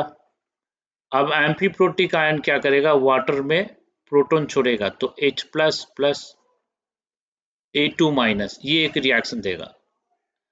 दूसरा रिएक्शन क्या देगा, दूसरा रिएक्शन HA माइनस क्या करेगा, वाटर के साथ रिएक्ट करेगा। तो ये वाटर से प्रोटॉन लेगा तो क्या देगा, H2A प्लस OH माइनस। क्योंकि HA माइनस एम्फीप्रोटिक है तो सेम सोल्यूशन में दोनों काम करेगा। कभी कभी इसका मन किया प्रोटॉन छोड़ दिया, कभी मन किया वाटर से प्रोटॉन ले लिया। तो ऐसे करता रहेगा ये। अब इससे H+ निकल रहा है, इससे OH- निकल रहा है, कि जैसे कि हम पिछला रिएक्शन किए थे H+ प्लस OH- वाटर आया था, इरिवर्सिबल रिएक्शन, इसमें भी वो कर सकते हैं, कोई प्रॉब्लम नहीं। अब इसका ये कर दिए तो इसका इक्विलिब्रियम कांस्टेंट क्या लिखेंगे? इसका इक्विलिब्रियम कांस्टेंट लिखेंगे हम लोग K2, क्योंकि ये रिएक्शन देखो इसमें है K2। तो K2 कितना होगा? K2 होगा H+ into A2 minus divided by HA-, यही होगा ना K2। अब इस रिएक्शन का इक्विलिब्रियम कांस्टेंट क्या होगा? ये रिएक्शन में वाटर को तोड़ रहा है, मतलब हाइड्रोलाइसिस कर रहा है, तो इसका कांस्टेंट हाइड्रोलाइसिस कांस्टेंट लिखेंगे KH। तो KH क्या हो रहा है? H2A into OH- divided by HA-। ठीक है। अब क्या है, इसका वैल्यू हम देखते हैं, थोड़ा बहुत कैलकुलेशन कर लेते हैं। H2A into OH- divided by HA-। अब क्या करो, इसमें H+ मल्टीप्लाई करो और H+ डिवाइड करो। इसमें H+ मल्टीप्लाई H+ डिवाइड करने से क्या आएगा? ये वैल्यू हो गया हमारा KW। KW by HA- into H+ by H2A, यहाँ पे KA1 है बाई KA1। मतलब ये जो आ रहा है KW बाई KA1, मतलब that is equal to H2A into OH- divided by HA-। ये आ रहा है KW बाई KA1 आ रहा। ठीक है। तो यहाँ से HA- अगर निकालना चाहोगे तो HA- कितना होगा? K1 by KW into H2A into OH-, इतना आएगा HA-। ठीक है, मतलब इसका हाइड्रोलिसिस कांस्टेंट होगा KW बाई K1। ओके, ये सब लिख लिए, लेकिन हमारा एम क्या है? हमारा एम पीएच निकालना। तो पीएच कैसे आएगा? H+ से आएगा। H+ कहाँ है? इसको हम लिख दिए इक्वेशन 1, इसको ले लिए हम इक्वेशन 2। H+ आएगा इक्वेशन 1 से, नहीं, इक्वेशन 1 से H+ आएगा। H+ कितना होगा इक्वेशन 1 से? K2 into HA- divided by A2-। ये होगा H+ इक्वेशन 1 से। इक्वेशन 1 से H+ हुआ, लेकिन HA- हमारे पास है, तो HA- जो है ये लिख दो K1 by KW into H2A, और इसका A2- तो है ही, इंटू OH-। ये आ गया। तो हम लोग क्या किए, सिंपली HA- जो यहाँ से आया था इक्वेशन 2 में, उसको यहाँ पे पुट कर दिए। अब क्या है, KW बाई OH-, वो तो H+ होता है, तो इसको हम लोग लिख सकते हैं क्या? इसको लिख सकते हैं K1 K2 into H2A divided by A2-। And into H+, ऐसे लिख सकते हैं। अब इधर भी H+ है, राइट साइड का डिनोमिनेटर में भी H+ है, तो हमारा H+ होल स्क्वायर हो गया। फिर H+, इधर H+ whole square, is equal to क्या आया? K1 K2। इतना आ रहा। ये तभी होगा जब जब H2A और A2 माइनस सेम होगा। अगर H2A A2 माइनस सेम हो गया तो H plus square is equal to K1 into K2। ठीक है, क्या समझ में आया कि नहीं? ये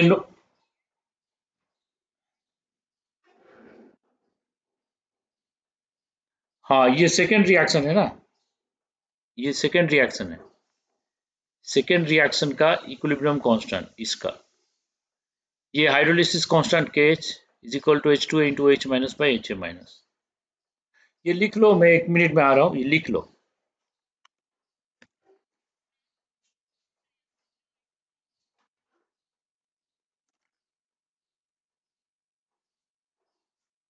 कौन सा?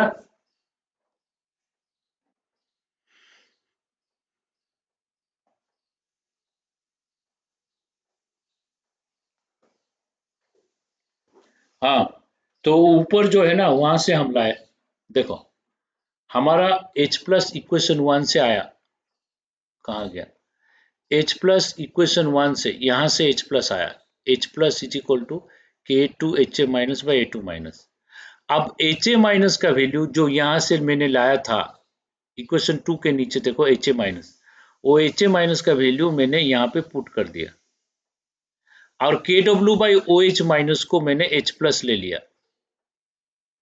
ठीक है, अब अगर H2A और A2 माइनस इक्वल होता है तो यहाँ कैंसिल हो गया, रेशियो 1 हो गया, तो H प्लस इधर चला गया, H plus square is equal to K1 K2।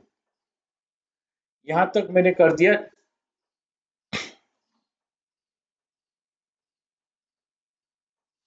वो तो कोई भी एक्वस सॉल्यूशन में होता है ना, H plus into O H minus equal to KW, कोई भी एक्वस सॉल्यूशन रहेगा तो ये हमेशा होगा ionic product of water, that is constant for any aqueous solution.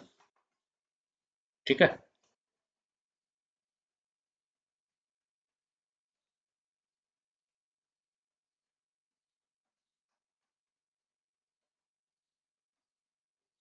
तो H plus whole square is equal to K1 K2 हो गया। यहां तक लिख दो, मैं 1 मिनट में आ रहा हूं।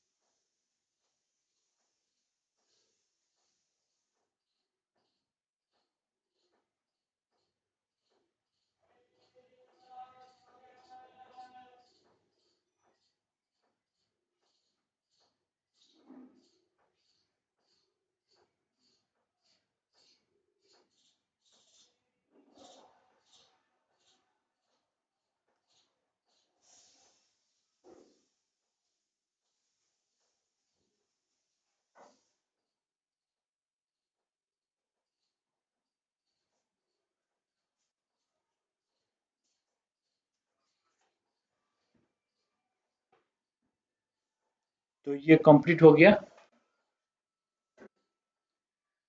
तो फिर नेक्स्ट पेज में चलते हैं।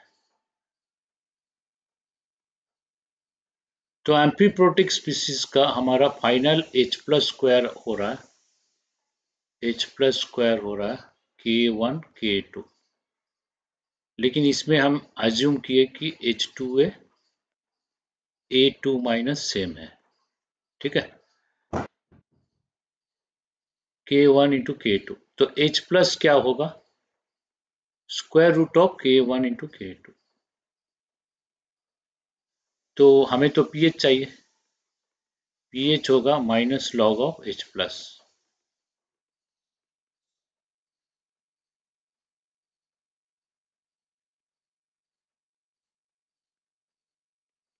तो minus log square root of K1 क्या होगा? Minus half log K1 minus half log K2। तो क्या हो गया? Minus log K1 is PK1, तो half into PK1 plus half into PK2। तो इसको सॉल्व करने से PK1 प्लस PK2 बाई 2 ये हो गया pH। क्लियर है?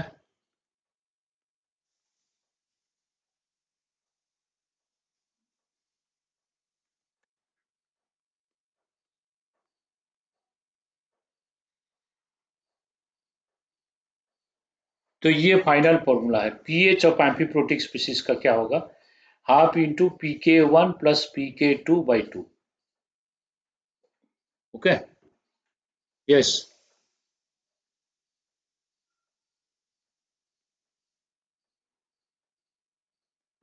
हाँ सेम, हम एज्यूम कर रहे हैं ना सेम होगा बोल के। देखो, तो H2A यहाँ से टूट रहा है, A2 माइनस दे रहा है यहाँ से। H2A पहले HA माइनस दिया, OKA1, HA minus A2 minus दिया, KA2। ओके, तो HA माइनस एम्फीप्रोटिक है, तो इसका एम्फीप्रोटिक जब प्रोटॉन लेगा H2A देगा, प्रोटॉन जब छोड़ेगा A2 माइनस देगा। तो इसका पीएच अगर पूछेगा तो इसका पीएच होगा PKA1 प्लस PK2 बाई 2, मैंने एवरेज हो गया बस। अब है?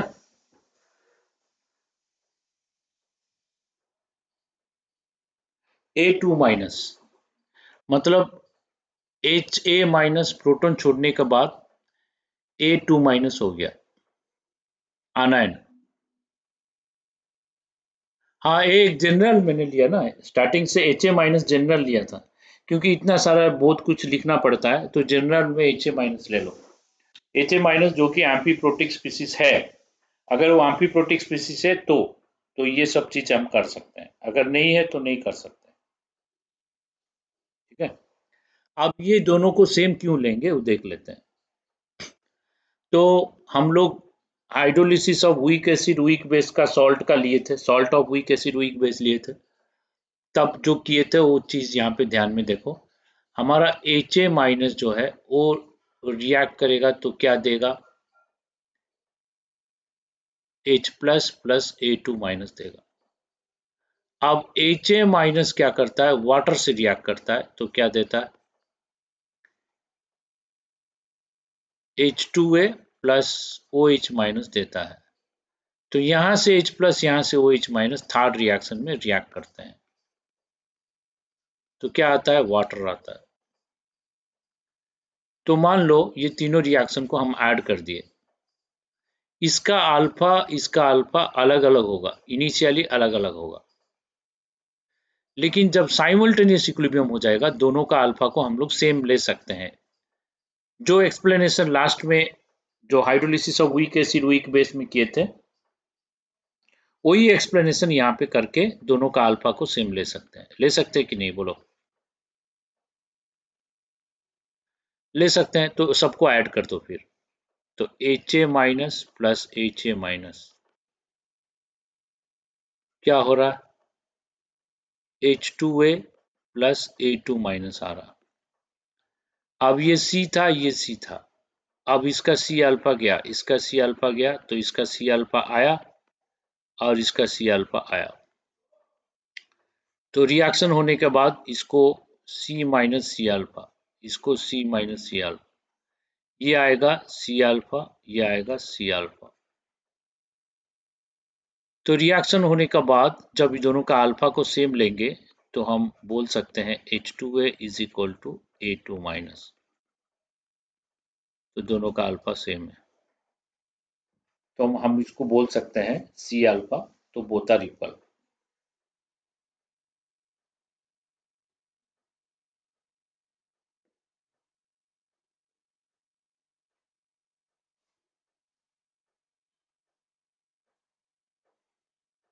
ठीक है,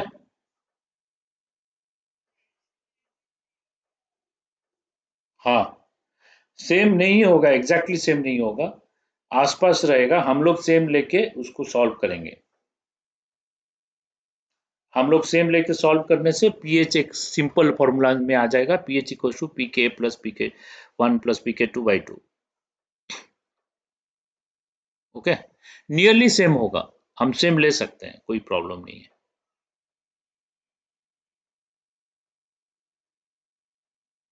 ओके, नोट कर लो, कोई डाउट है तो बोलो।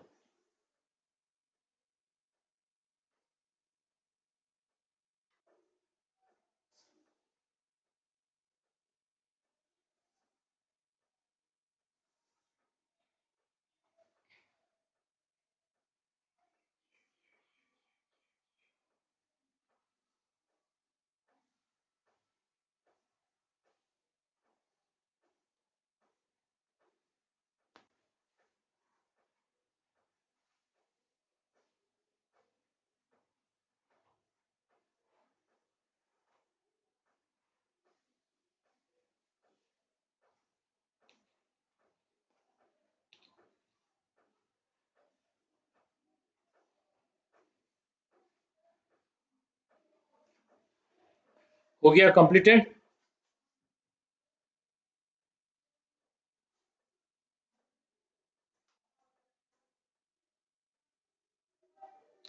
और इसमें भी कॉन्सेंट्रेशन ऑफ सॉल्ट पे डिपेंड नहीं करेगा पीएच, क्योंकि इसमें सी नहीं है। तो suppose 0.1 molar H S minus लिए, 0.5 मोलर एच एस माइनस लिए, तो दोनों का पीएच सेम होगा।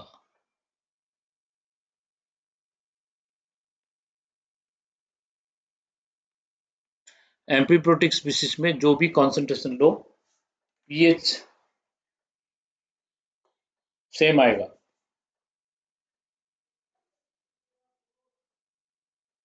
क्योंकि इसमें कॉन्सेंट्रेशन ऑफ सॉल्ट फॉर्मूला में नहीं है, है?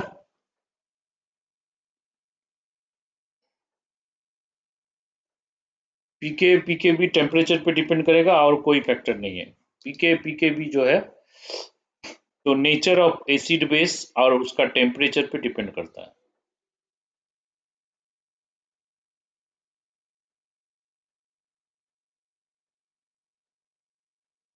ठीक है, तो नेक्स्ट पेज में चले फिर।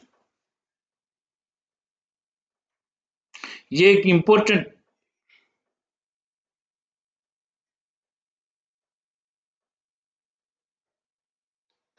वो कंट्रीब्यूशन नेग्लिजिबल है, उसका नहीं लेते हैं, उसको लेंगे तो कोई फर्क नहीं पड़ेगा।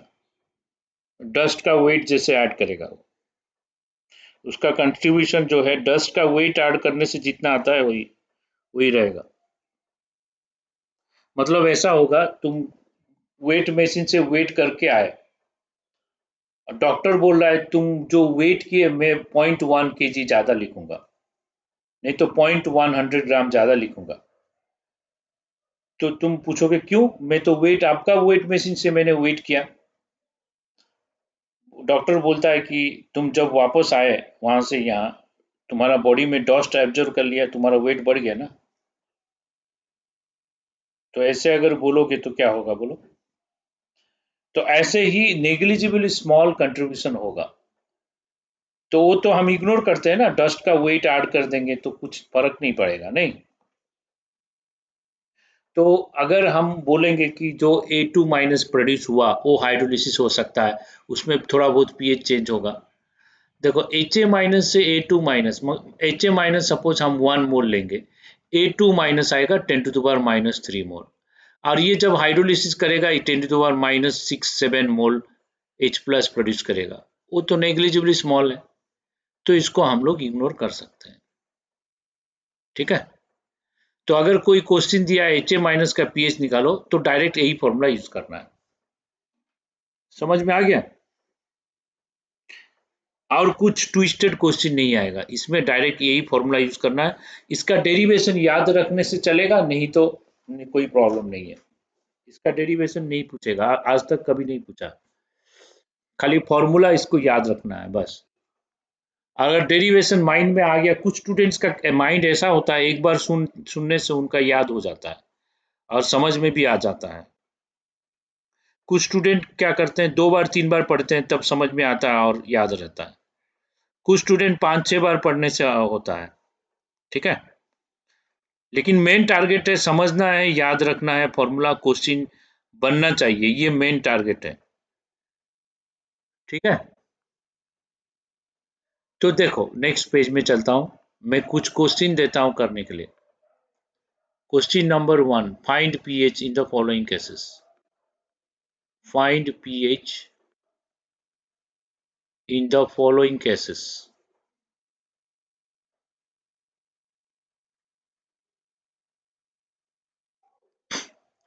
तो दिया है 0.1 मोलर KHS, इसका K1 H2S का K1 दिया है हमारा 7 और K2 दिया है 14। ठीक है, इसका मेरे को चाहिए पीएच कितना होगा। तो ये फर्स्ट पार्ट है। अब क्वेश्चन सेकंड क्वेश्चन में जा रहा हूं, फाइंड पीएच 0.1 मोलर NaH2PO4, ये करना है। थर्ड, हाँ H2S का K1 K2 वैल्यू है।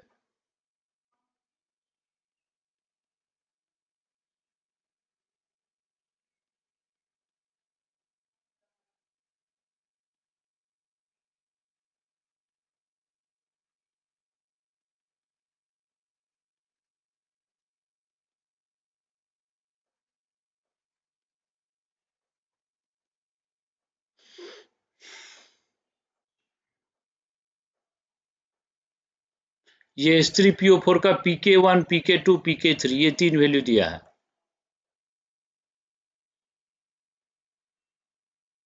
अब मेरे को क्वेश्चन नंबर 1 का आंसर बताओ, 2 का आंसर बताओ, 3 का आंसर बताओ।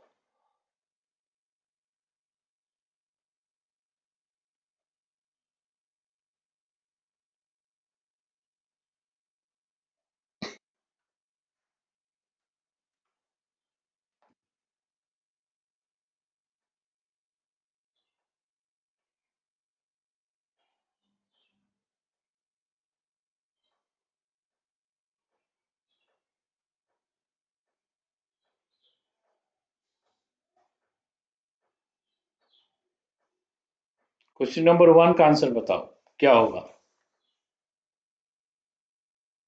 हाँ सही है, बिल्कुल सही है, 10.5 इज करेक्ट।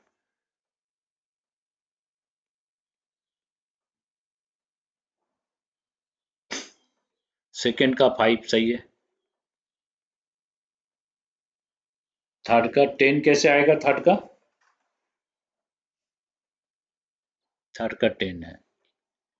तो फर्स्ट का क्या किए, PK1 प्लस PK2/2 किए, नहीं PK1 प्लस PK2/2, तो 7 प्लस 14/2 10.5, ये सही आंसर है। सेकंड का भी हम लोग PK1 प्लस PK2 करेंगे, PK1 प्लस, हाँ हाँ पीके सब वैल्यू दिया है ना ये सब, ये पीके दिया है, सॉरी ये पीके कर लो। तो ये PK1 प्लस PK2/2 करके करेंगे, तो ये कितना होगा, ये 3 प्लस 7/2, तो कितना आ गया, 5 आ गया, ये भी सही है। अब थर्ड में क्या फॉर्मूला लगाएंगे, थर्ड में 10 कैसे आ गया, पीएच इज इक्वल टू,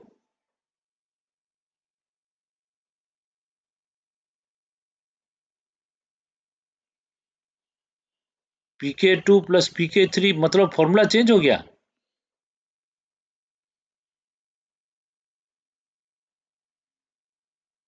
हाँ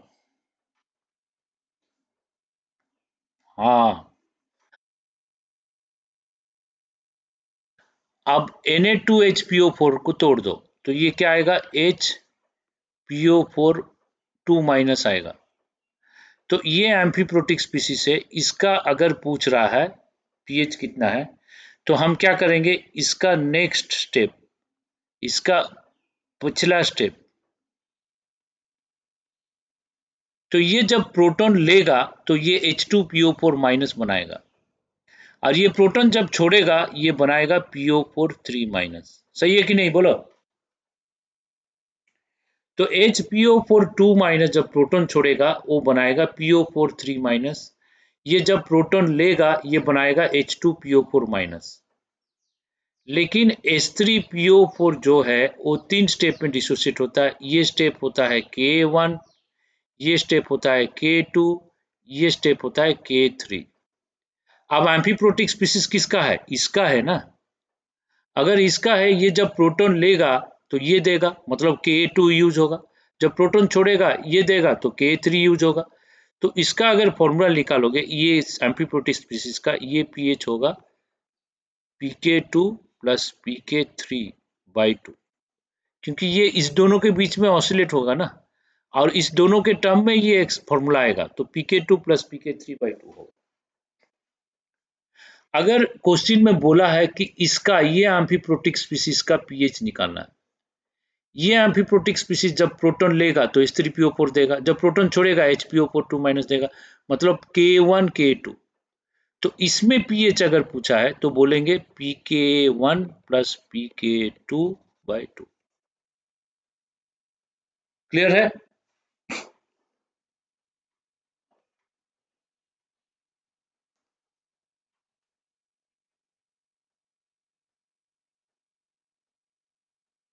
एम्फीप्रोटिक नहीं दे सकता, नहीं, वो एम्फीप्रोटिक नहीं दे सकता है।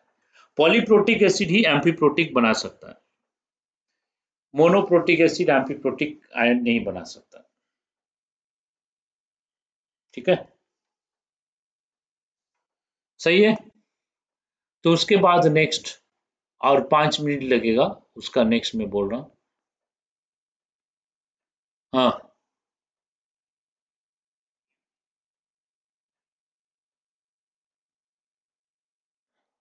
हाँ, बीओडी ऑन कर दूंगा, ये रिकॉर्डिंग हो रहा है, इसको भी मैं लोड कर दूंगा यूट्यूब में।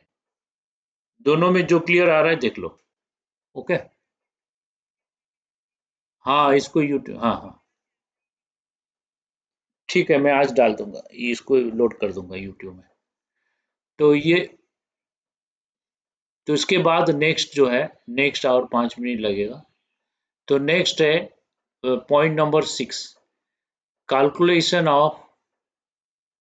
Calculation of pH of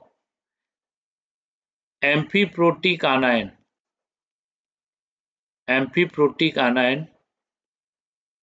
and strong conjugate cation, and strong conjugate cation. मतलब कैटायन स्ट्रॉन्ग है, वो हाइड्रोलिसिस कर सकता है। तो कौन सा स्ट्रॉन्ग कंजुगेट कैटायन होता है? NH4 ले सकते हो, एल्यूमिनियम 3+ ले सकते हो। ओके, ये स्ट्रॉन्ग कंजुगेट कैटायन है। तो कैल्शियम 2+ ले सकते हो, स्ट्रॉन्ग कंजुगेट कैटायन, ये सब हाइड्रोलिसिस कर सकता है। तो ये सब हाइड्रोलिसिस कर सकता है। तो अगर ये कैटायन हो गया, ये हाइड्रोलिसिस करेगा। एम्फीप्रोटिक आनायन है, उसको हम ले लेते हैं Ha-। ठीक है, और इसका एमोनियम प्लस ले लेते हैं। तो ये भी हाइड्रोलिसिस करेगा, ये भी हाइड्रोलिसिस करेगा, तो रिएक्शन 4 हो जाएगा। क्या क्या रिएक्शन होगा? Ha- पहले देगा H plus plus A2-, Ha- water से रिएक्ट करेगा तो क्या देगा? H2A plus OH-। तीसरा रिएक्शन ये भी हाइड्रोलिसिस होगा, तो एमोनियम आयन को भी हाइड्रोलिसिस कर देते हैं। तो ये क्या करेगा? NH4OH देगा। सही है कि नहीं, बोलो। मैं बोल दे रहा हूँ, कहीं पे समझ में नहीं आने से बोलो। NH4OH देगा, NH4 प्लस वाटर से OH लेगा, NH4OH, तो OH लेगा तो H प्लस आएगा ना फिर, तो ये होगा H प्लस। और as usual H plus plus OH minus reaction होता रहेगा, वाटर, ये तो जनरल है। तो इसमें ये 4 रिएक्शन होगा। तो 4 रिएक्शन होने से फर्स्ट रिएक्शन का इक्विलिब्रियम कांस्टेंट Ka2 होगा।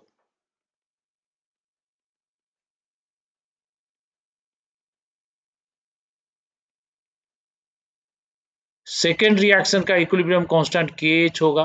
KH कितना होगा? KW/K1 होगा। पिछला में हम लोग किए थे, याद है? नहीं तो वो पेज देख लो बाद में। बाई HA माइनस, तो K1 हो गया, यहाँ पे K2 यूज हो गया। ये जो रिएक्शन होगा ये भी हाइड्रोलिसिस कर रहा, लेकिन ये एसिड का, ये आनायन का हाइड्रोलिसिस है, ये कैटायन का हाइड्रोलिसिस है। तो इसको अगर करोगे ये आएगा KW/KB आएगा। ठीक है, ये हम लोग भी पिछले में किए थे। NH4OH into H plus divided by NH4 plus. Okay, और ये जो थर्ड रिएक्शन है इसमें तो मालूम है KW is equal to H plus into OH minus. ये हमेशा लेते हैं, कोई भी एक्वस सोल्यूशन में रहेगा तो ऐसे होगा। तो इसमें हमें क्या याद रखना है, इसको डिराइव कर सकते हैं, डेरिवेशन नहीं चाहिए। इसको डिराइव करेंगे तो फाइनली हमारा जो H प्लस आएगा वो क्या आएगा वो याद रखना है। फाइनली H प्लस जो आएगा, H प्लस कितना आएगा? Square root of K1 into KW/KB minus K2। ये होगा फाइनल फॉर्मूला।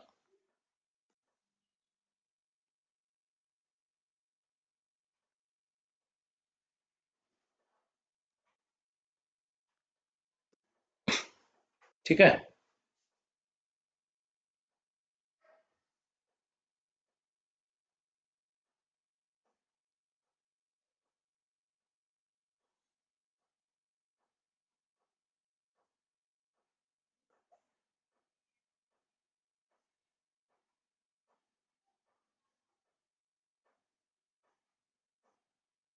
K1 K1 ये जो सेकेंड रिएक्शन में आ रहा है ना, KW/K1 hydrolysis of anion, hydrolysis constant of anion KW/K1 आ रहा। This is equal to product, इसका प्रोडक्ट बाय रिएक्टेंट।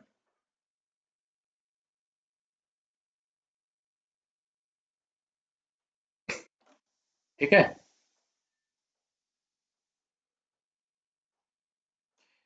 K1 है dissociation constant of H2A। K1 है H2A का डिसोसिएशन कांस्टेंट, मतलब H plus plus HA minus जो है वो है K1। तो K1 यहाँ पे है। हाँ हाँ, पिछला में लिखे थे ना उसको, यहाँ पे यही होगा। ठीक है, तो K1 H plus into HA minus by H2A, ये होगा K1। K2 तो दिया। हाँ, KHA और KHC। KHA मतलब हाइड्रोलिसिस कांस्टेंट ऑफ आनायन, KHC मतलब हाइड्रोलिसिस कांस्टेंट ऑफ कैटायन। ठीक है,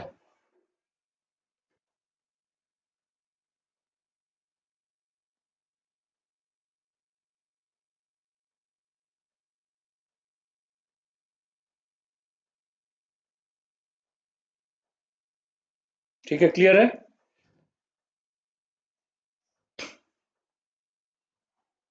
एक्चुअली जनवरी एंडिंग तक कंप्लीट हो जाता है, लेकिन इस साल मार्च तक चलेगा, क्योंकि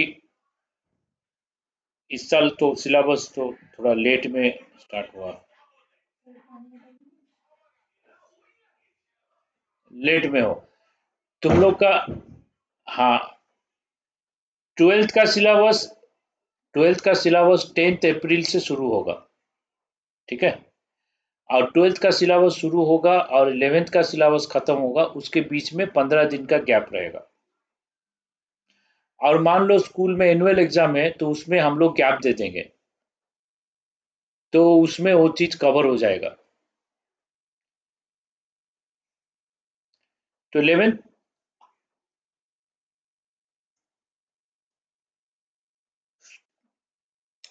तब तो अच्छा होगा, टाइम मिल जाएगा हमें।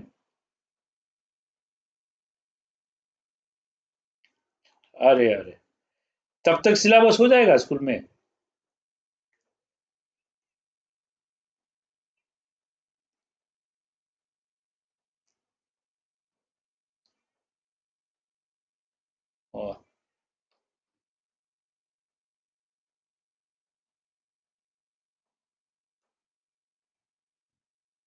ओहो।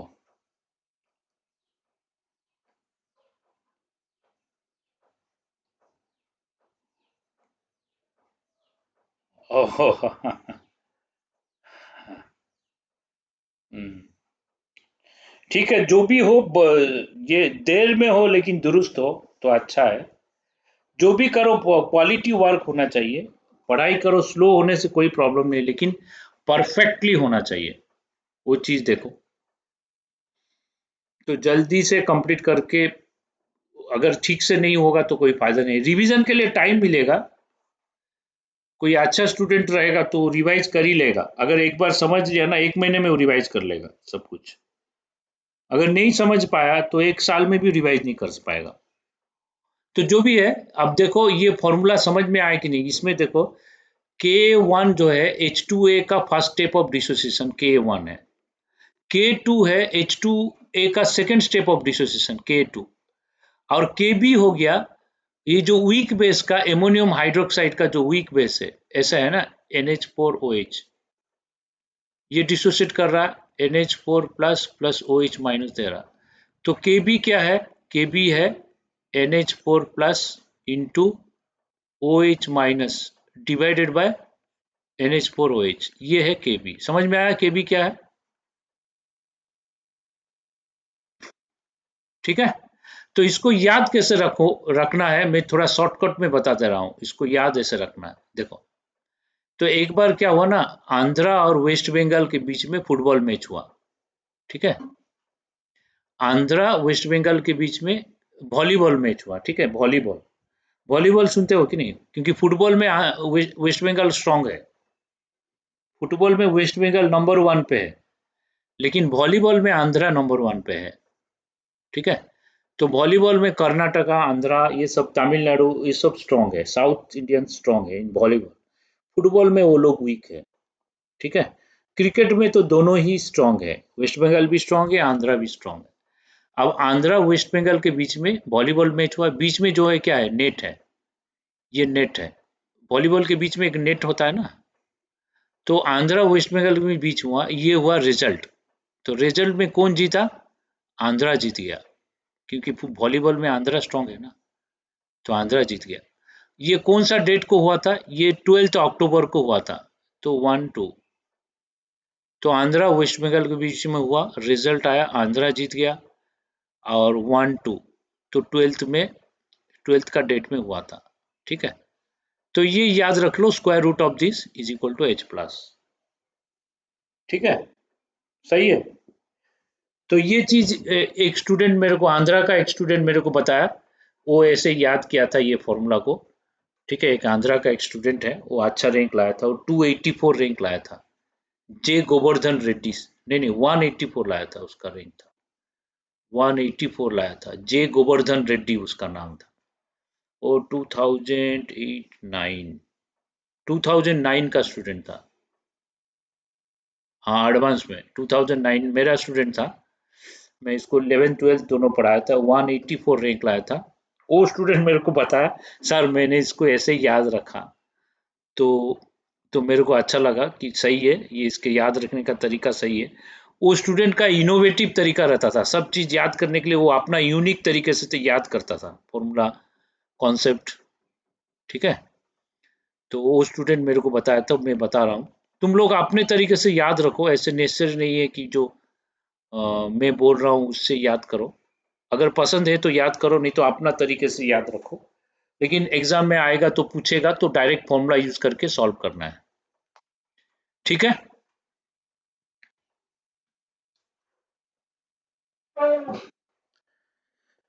वो आईआईटी दिल्ली में पढ़ा, जे गोवर्धन रेड्डी। आईआईटी दिल्ली में उसको सीएससी नहीं मिला, वो इलेक्ट्रॉनिक्स लेके पढ़ा।